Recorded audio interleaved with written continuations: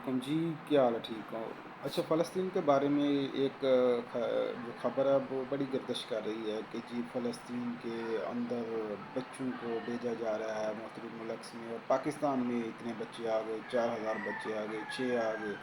اس طرح کی جھوٹی خبریں پھیلائی جا رہی ہیں جن پر یقین نہ کریں اور نہ ان کو شیئر کریں، تصدیق کریں اور اس کے بعد ہی بات کیا کریں۔ تو جو فلسطین ہے ان کے بعد انہوں نے جو کہا ہے وہ میں آپ کو بتاتا چلوں کہ فلسطین کا کہنا ہے کہ ہم یہ کام کبھی بھی نہیں کرتے کہ اپنے بچوں کو کسی دوسرے ملک میں بھیج دیں ان کی کفالت کے لیے۔ آپ اس طرح چیک کریں کہ اگر ایک خاندان میں بڑا بھائی ہے اور چھوٹا بھائی ہے اور ان کے والدین ہیں اور دوسری فیملیز ہیں، بہن بھائی ہیں، آپس میں سارے، کوئی کسی وجہ سے بڑا بھائی فوت ہو جاتا ہے یا اس کی والدہ فوت ہو جاتی ہے، تو کیا محلے میں کسی دوسرے محلے میں یا دوسرے شہر میں بچے کو بھیج دیتے ہیں؟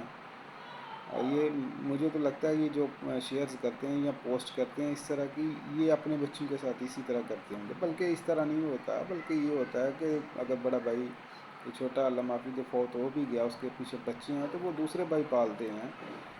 اس طرح کا معاملہ چلتا ہے، حالانکہ یہ کمزور بھی ہو سکتے ہیں بھائی جو پالنے والے ہیں بعد میں۔ تو یہ ریاستیں ہوتی ہیں، ریاست کیسے ہی گوارہ کر سکتی ہے کہ اپنے بچوں کو جو ہے وہ کسی دوسری ریاست میں بھیج دیں کہ جی یہ لیں آپ ان بچوں کو پالیں؟